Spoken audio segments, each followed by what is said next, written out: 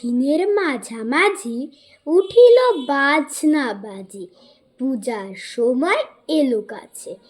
মধু বিধু দুই ভাই ছুটোছুটি করে তাই। আনন্দে দুহাত তুলি নাচে। পিতা বসি ছিল দ্বারে। দুজনে শুধালো তারে, কি পোশাক আনিয়াছ কিনে? পিতা কহে, আছে আছে তোদের মায়ের কাছে। দেখিতে পাইবি ঠিক দিনে।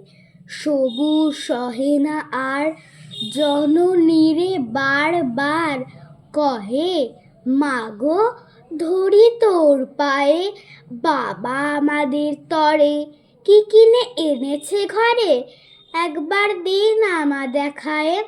ব্যস্ত দেখে হাসিয়া মা দুখানি ছিটের জামা।